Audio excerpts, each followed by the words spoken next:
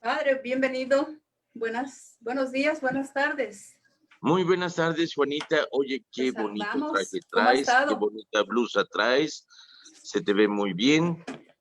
Para no romper la tradición de que chuleo a todas mis conductoras que son muy lindas. Y no eres Ah, la excepción, Juanita. ah, Y gracias, muchas Padre. gracias a María Portillo que está haciendo Sí, milagros porque el internet está fallando ahora en la estación de radio, así que a lo mejor dentro de poco se corta la señal, no se preocupen que a nosotros no nos cortan por gachos. Bueno, me da mucho gusto estar con ustedes, saludos a todos. Recuerden nuestros queridos radioescuchas que ahora nos pueden medio ver, si es que no falla el internet, a través de Facebook y YouTube. En Facebook en Unidos por Cristo y María Oficial, en YouTube cuando doña María Portillo se le ocurra subir el programa, podrán verlo ustedes en las iniciales de Unidos por Cristo y María, UPCM Oficial.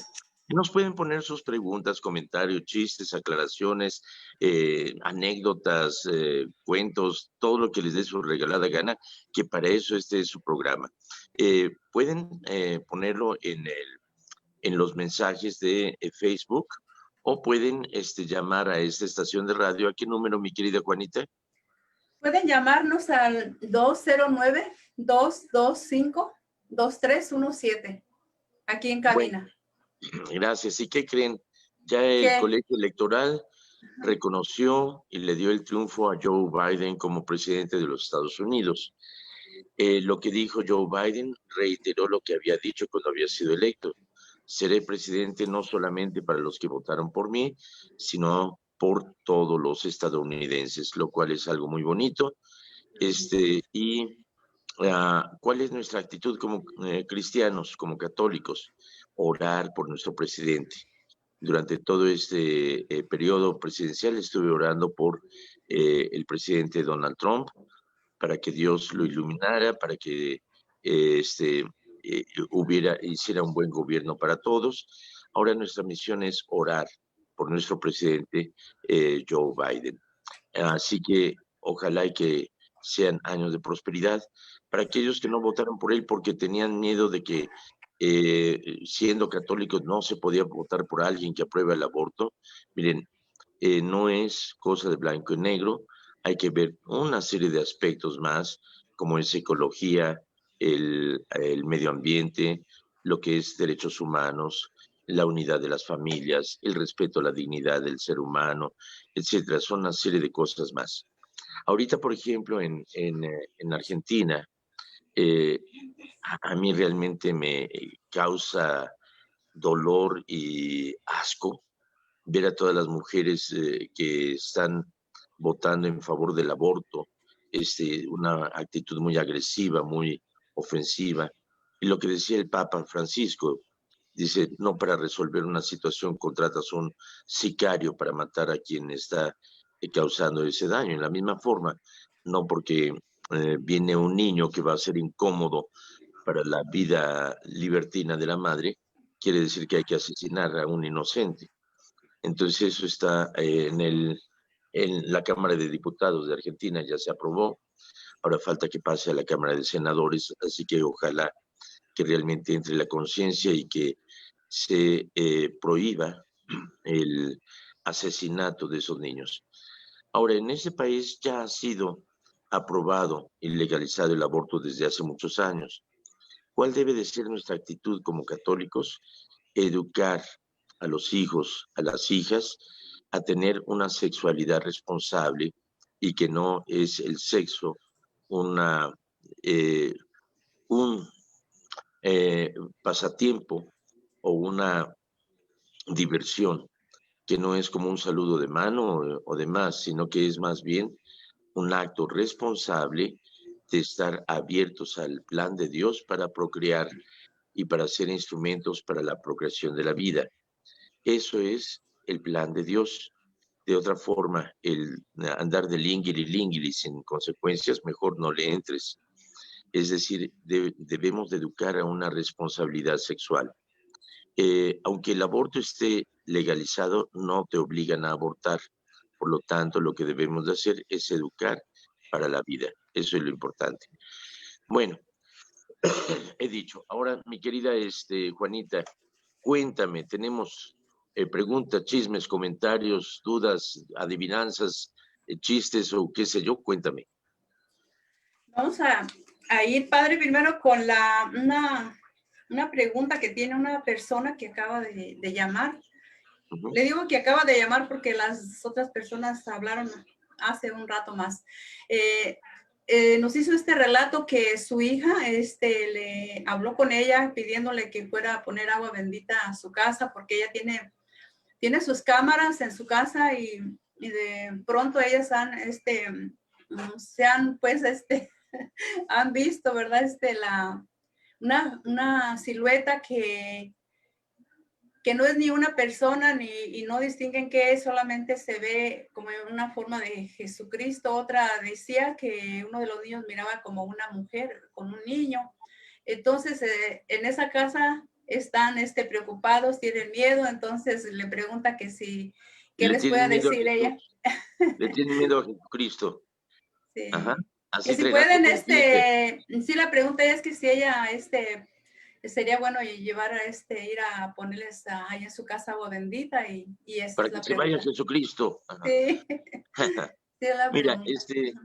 eh, soy productor de cine, uso mucho las cámaras y me río mucho de los programas de televisión de los cazafantasmas que van a investigar a ver si hay sonidos y fantasmas en algún lugar y utilizan cámaras infrarrojas y demás. Ayer estaba viendo el programa de Extremo de Al extremo, Azteca, al extremo. Tú lo ves, ¿verdad? Me imagino. a veces. Entonces la conductora estaba haciendo con su teléfono celular, estaba en el estudio y estaba grabando un mensaje y de repente pasa una imagen así volando de un lado para otro. Y lo repitió varias veces. Entonces decía, llamó a un especialista en fantasmas y decía que sí, que era un poltergeist, que era un fantasma chocarrero. Este, y muchas veces se pasan en videocámara, en imágenes, sonidos o eh, sombras o cosas por el estilo y dicen, ay, es un fantasma. No. La cámara capta lo que el ojo humano no capta, pero no necesariamente tiene que ser un fantasma. Muchas veces son brillos, son eh, desenfoque de la cámara que sobre todo cuando está oscuro trata de enfocar y entonces tiene lo que se llama delay, o sea, un retraso, y entonces se produce ese tipo de imágenes que quien anda buscando ovnis va a decir es un ovni, es un objeto volador no identificado. Quien anda buscando fantasmas va a decir es un fantasma. Quien anda buscando angelitos va a decir un angelito. Es decir, vemos lo que queremos ver. Yo tengo una cámara a la entrada de la rectoría y eso porque me facilita que aún estando en el extranjero, en Europa, en Sudamérica, en México, en donde sea, puedo ver quién llega y toca el timbre de la casa y puedo contestarle inmediatamente a través de mi celular y decirle, fíjate que no estoy. Y sí, ¿cómo me estás contestando? Creo que ya se cortó el internet en este momento, pero por si las moscas sigo transmitiendo. Este, ah, ¿Y cómo sabes que soy yo? Porque te estoy viendo. ¿Cómo? Pues a través de ese timbre que tengo en la puerta y te puedo estar viendo. Sin embargo, en la noche esto funciona con infrarrojo y entonces las imágenes se distorsionan y muchas veces tocan y no alcanzo a ver quién estaba y solamente se ve alguna sombra. Entonces esto es un efecto de la cámara. Así que no se preocupe si viene Jesucristo a visitarla. Yo recibo a Jesucristo en cada persona que viene a tocar la puerta y la recibo con mucho gusto porque es a Cristo mismo a quien recibo y no le tengo miedo. No necesito agua bendita ni nada por el estilo, sino que es una bendición cada persona que llega a tocar, ya sea algún indigente que pide ayuda, yo veo a Jesucristo y le ayudo, ya sea una persona que me viene a traer buenas noticias o o darme un donativo. Yo veo a Jesucristo que viene a favorecer a la parroquia. Así que no hay que tener miedo, ¿ok? Y me imagino que ya se cortó el internet, pero vamos a continuar. Había una pregunta que me había hecho Juanita, no sé si todavía esté saliendo en imagen. A ver, Juanita, te había contado. Y me imagino que ya se cortó el internet, pero vamos a continuar. Había una pregunta que me había hecho Juanita, no sé si todavía esté saliendo en imagen. A ver, Juanita, te había cortado. Y me imagino que ya se cortó Oye, Juanita, estoy de... Gracias, María. Había una pregunta que me había hecho Juanita, no sé si todavía esté saliendo. ¿Padre? ¿Sí me escucha? Sí, estoy escuchando mi programa, fíjate. Ok.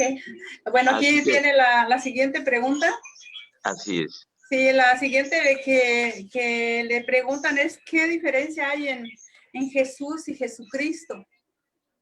Ándale. Esa pregunta se quedó pendiente del viernes, padre. Yo te diría, ¿qué diferencia hay entre Jorge y el padre Jorge? Bueno, Jorge es el nombre con el que fui bautizado. Y el padre Jorge es el título de servicio que tengo desde el día en que fui ordenado. Entonces, el nombre de Jesús es el que se le da desde el principio, desde la anunciación, que le dice, le llamarás por nombre Jesús. Joshua es un nombre muy común. De hecho, cuando el juicio ante Poncio Pilatos, que quiere liberar a uno de los dos reos, uno se llama Jesús, el Hijo del Hombre, y el otro se llama, Jesús de Nazaret, refiriéndose a Jesucristo, y el otro se llama Jesús, el Hijo del Padre. Entonces, ¿a quién liberamos? ¿Al Hijo del Padre o a Jesús de Nazaret? Pues Jesucristo muchas veces se llamaba el Hijo del Padre. Entonces, esa confusión la aprovecharon los fariseos entremezclados con la gente para gritar al Hijo del Padre y pensaban que era Jesucristo a quien iban a liberar. Y entonces votaban por el Hijo del Padre. ¿Y qué hacemos con Jesús de Nazaret? Pues denle la torre. Bueno, y los dos se llamaban Joshua. Uno es Jesús, originario de Belén. Sabemos que nació en Belén, pero creció, trabajó y vivió en Nazaret hasta antes de empezar su vida pública. Por eso era conocido Jesucristo como Jesús de Nazaret.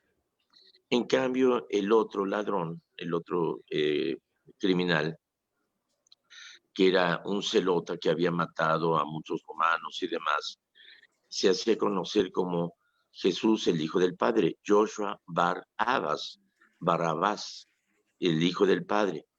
Entonces, el nombre de Joshua, Jesús, es muy común. Joshua, Jesús, significa el Salvador. Pero es un nombre común. De hecho, National Geographic sacó la noticia de que habían descubierto la tumba de Jesús y que ahí estaba también María Magdalena y que estaba también Judas, José, Santiago, que eran hermanos de Jesús, y que estaban enterrados ahí y demás. El encargado del Instituto de Arqueología de Israel, que es un judío, fue entrevistado y dijo, ya les dijimos a los de National Geographic que estaban equivocados, que la tumba no coincidía con el tiempo en que Jesucristo fue sacrificado y sepultado, es de tiempo posterior. Por otra parte, el nombre de Santiago, el nombre de Judas, el nombre de María es un nombre muy común y el nombre de Jesús también. Entonces se trata de otra familia. Coinciden los nombres, pero no es coincidente con la época. Entonces volvemos a decir, el nombre es Jesús. El Cristo significa ungido. Significa ungido aquel que tiene una misión. De hecho, en la antigüedad, cuando se elegía a un sacerdote, a un profeta o a un rey, se le derramaba un cuerno lleno de aceite que lo bañaba de la cabeza a los pies, que significaba que estaba ungido estaba destinado a una misión sacerdotal, profética o regia. Entonces era elegido por Dios, era ungido por Dios. Recordemos cómo a David, el profeta Natán, lo unge en Belén para ser rey de Israel, en lugar de Saúl, que también era ungido, pero falló ante Dios. Entonces, ese rito de la unción significa destinado. Yo fui ungido en mis manos el día de mi ordenación sacerdotal con el Santo Crisma. Todos nosotros hemos sido ungidos en la parte posterior de la cabeza el día de nuestro bautismo con ese aceite crismal que nos unge como sacerdotes, profetas y reyes.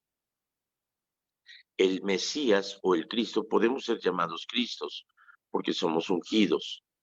El ungido o el Mesías que se estaba esperando, el Salvador de Israel, el Salvador del mundo, es Cristo Jesús, anunciado, como lo vimos en la primera lectura del domingo pasado, anunciado por el profeta Isaías 500 años antes de Cristo, y que es el mismo texto que lee Jesucristo en Nazaret cuando visita la sinagoga, que desenrolla el libro, busca el texto de Isaías y lo recita, diciendo: el Espíritu de Dios está sobre mí porque me ha ungido y me ha enviado a sanar los corazones afligidos, proclamar la buena nueva a los pobres, la liberación a los cautivos, la luz a los ciegos y proclamar un año de gracia del Señor.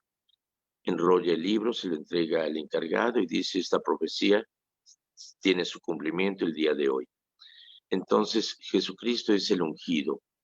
Vemos también en el Evangelio del domingo pasado cómo los fariseos, los enviados también por Herodes, le preguntan a Juan el Bautista si es el profeta, si es Elías, si es el Mesías, si es el que había que venir. Él niega. Entonces le preguntan, bueno, y entonces, ¿por qué bautizas si no eres ni el profeta, ni Elías, ni el Mesías? Dice: yo les bautizo con agua, pero hay uno entre ustedes que no reconocen, que es más grande que yo, a cual no merezco ni siquiera desatarle la cinta de sus sandalias. Él les bautizará con fuego y el Espíritu Santo, refiriéndose a Cristo. Él es el ungido. Entonces, Jesús, el Cristo, o Jesucristo, o Cristo Jesús, es reconocer la misión mesiánica de Cristo, que es el Salvador de todo el mundo, verdaderamente Dios, verdaderamente hombre. Bueno, me imagino que otra vez está fallando el internet de alguna manera. Espero que todavía sigamos al aire, aunque no veo a Juanita, pero recuerdo que me había hecho una pregunta de alguno de los que de nuestro radio escuchas, y decía que qué significaba la parte pequeña de la hostia que colocamos en el cáliz antes de dar la comunión. Bueno, eso se llama porcíncula, es decir, una partecita pequeña. Cuando Francisco de Asís hizo una capilla muy bonita, que por cierto hay una réplica exacta de la que se encuentra en la Basílica de Asís, del pueblo de Asís, abajo de la ciudad, donde está en la estación de tren, en la ciudad de Asís, abajo, donde hizo su monasterio y donde también estuvieron el monasterio de las Clarisas. Él hizo allí una capilla muy pequeñita, tan pequeñita que le llamó la porcíncula, haciéndose referencia a que era una partecita pequeña de la hostia, pero aún en esa partecita pequeña de la hostia está Dios. En San Francisco, cuando tengan oportunidad de ir, ahí en la Basílica de San Francisco de Asís, está por la calle Segunda y por la Columbus, me parece.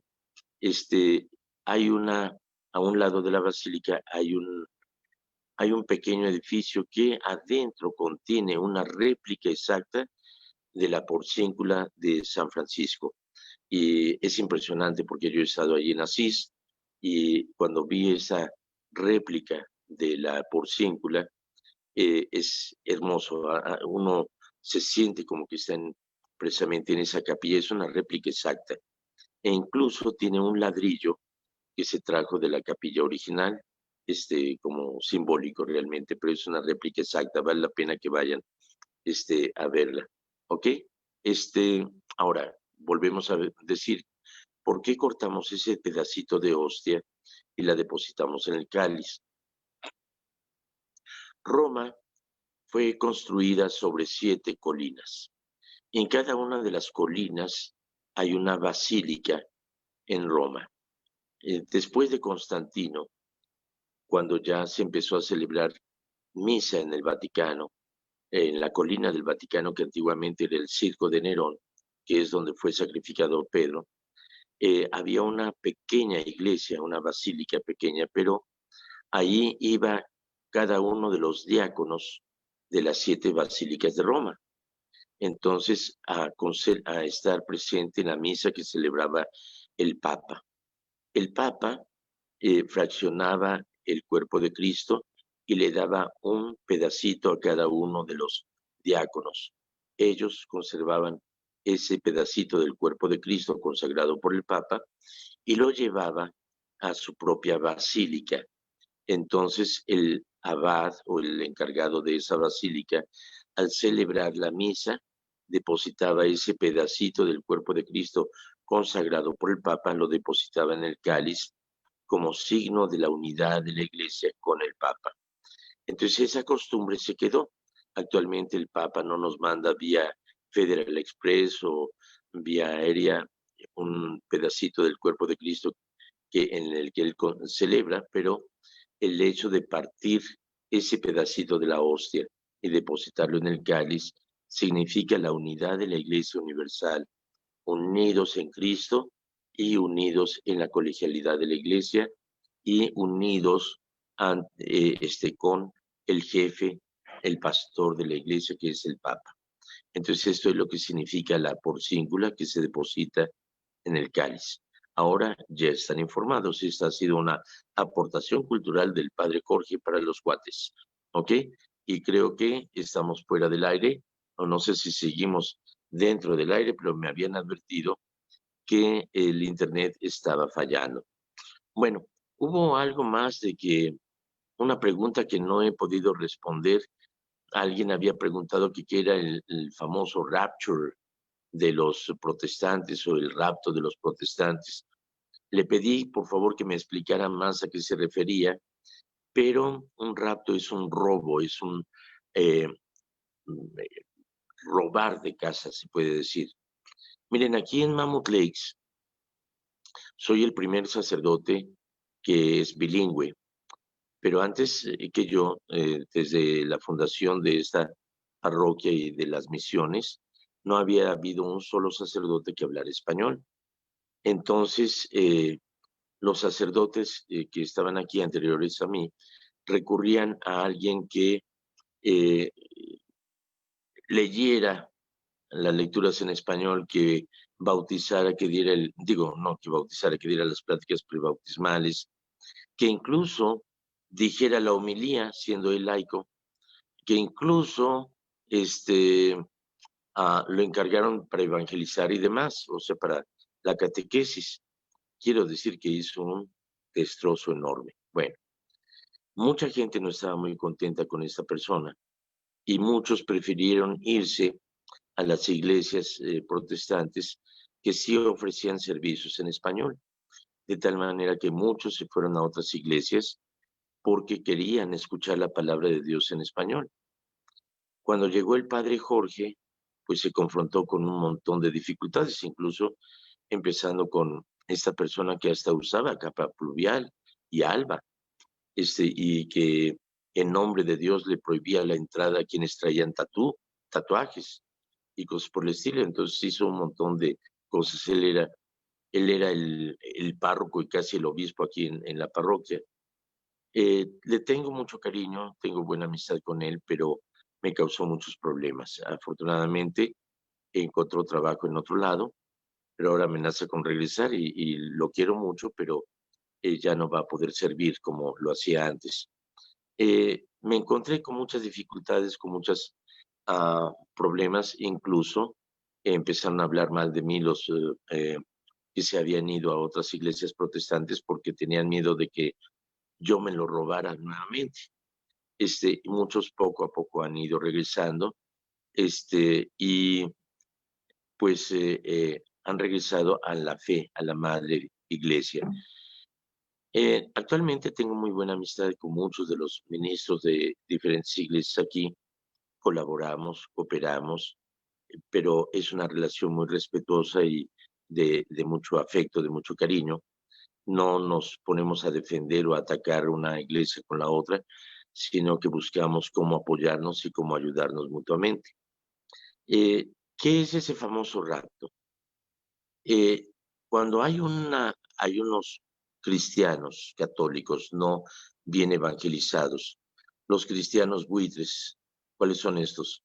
Los buitres se juntan cuando hay comida o cuando hay muerto. Y precisamente los cristianos buitres son aquellos que se juntan cuando hay motivo de pachanga, de fiesta, o cuando hay un difunto. Pero durante todo el año no se paran en la iglesia. Entonces ellos no están evangelizados, no conocen la fe, y cuando alguien llega y les habla bonito y los atrae y los sonsaca, pues dicen aquí sí, es que yo cuando era católico era borracho y era mujeriego y aquí me dijeron que no. Oye, en la iglesia católica no te damos permiso de que te emborraches, puedes tomar, sí, pero siempre conserva tu sano juicio y tú conoces el límite para no abusar de la bebida. No por ser católico te da permiso para ser infiel, no por ser católico te da permiso de pecar.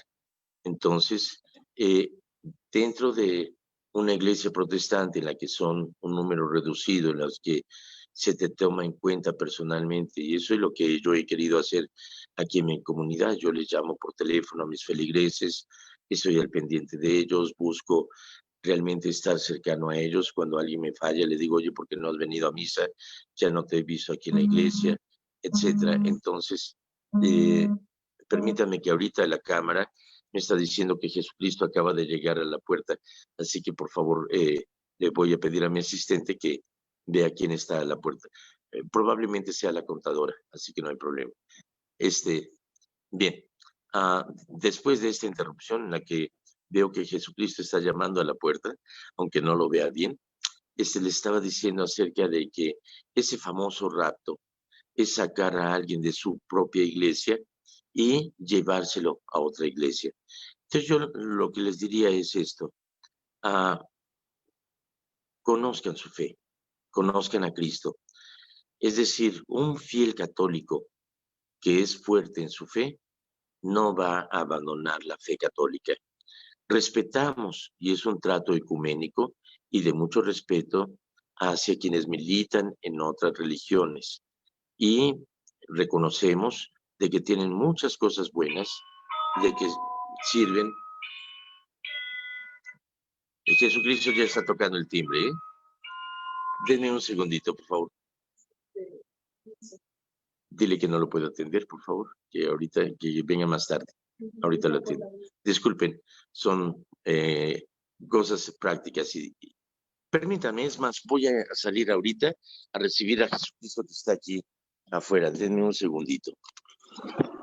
Bueno, como ven, aquí estamos con la Iglesia Nevada. Hello, Lawrence, I am the radio program at this moment. You are on camera now.